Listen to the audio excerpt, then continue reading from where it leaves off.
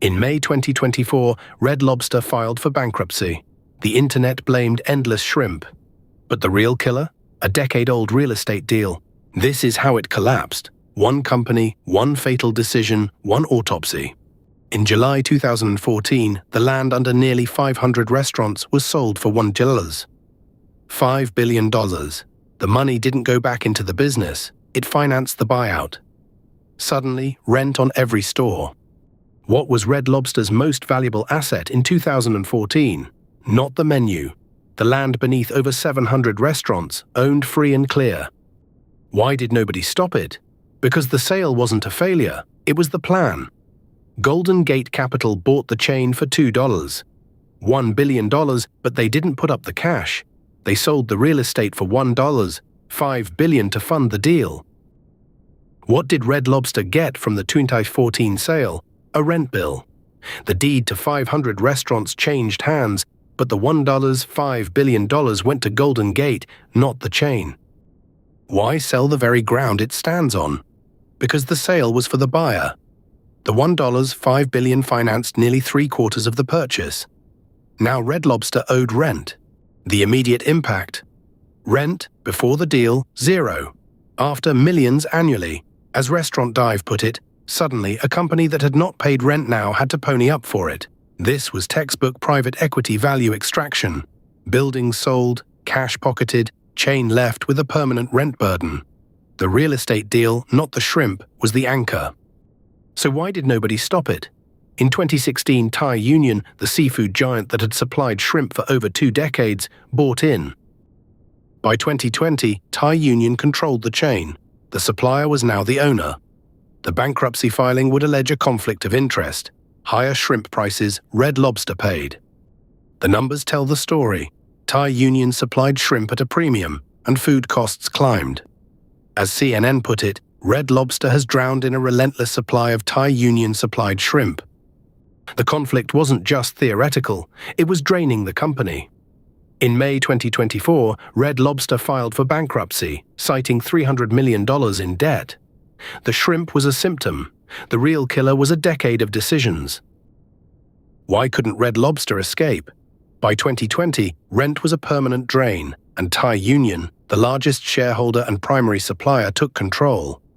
Costs locked in, rent it couldn't renegotiate, supply it couldn't question. How did the debt reach $300 million? By 2024, debt had swelled to that figure. CEO turnover, 5 leaders in a decade, left no steady hand. Endless shrimp only deepened losses. The costs were structural, not promotional. In May 2024, the chain could no longer sustain its cost structure. Red Lobster filed for Chapter 11, seeking to address $300 million in debt. The shrimp was a symptom, not the cause. In September 2024, the bankruptcy court approved the sale to Fortress. Not a rescue, a reckoning. New CEO called it a great day. But the rent bill and conflict remained, buried in the balance sheet. The numbers tell the story. Before the sale-leaseback, zero rent. After 2014, millions annually. By 2024, $300 million in debt. Endless shrimp was a symptom. The cause was a decade of financial engineering. But let's give the shrimp its due. The endless shrimp promotion was a disaster, $11 million lost in a single quarter. Yet that's a fraction of the damage. The real costs were invisible, rent and supply. The shrimp was just the final straw on a camel already broken. The 2014 deal was a land grab. Golden Gate Capital bought the chain for $2. $1 billion, but they didn't put up the cash. They sold the land under 500 restaurants for $1. $5 billion. That money funded the buyout, leaving Red Lobster with a rent bill. Before 2014, Red Lobster owned its buildings, so rent was zero. After the sale-leaseback, it had to pay rent on every single location. That's millions annually, a fixed cost that never goes away, regardless of how many shrimp you sell. But the rent wasn't the only burden. Thai Union, the shrimp supplier, became the owner.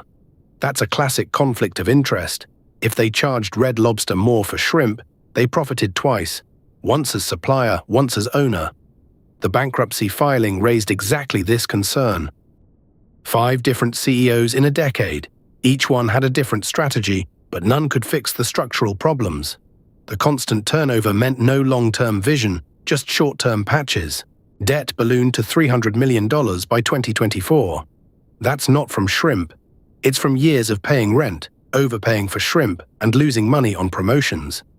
The debt was a symptom of a business model that was broken from the start. When Fortress Investment Group bought Red Lobster out of bankruptcy, it was a vulture's feast. They got the brand, but they also got the rent obligations and the supplier conflicts. The new CEO might call it a great day, but the chains remain. Financial engineering can destroy a company faster than any bad promotion. When private equity strips assets and saddles a business with debt, it's not a turnaround, it's a slow bleed. Red Lobster is a case study in that. The shrimp was the symptom. The real killer was a decade of decisions that turned a beloved chain into a debt machine. Next time you hear about a corporate collapse, look beyond the obvious. The truth is often in the fine print. Golden Gate Capital didn't just buy Red Lobster.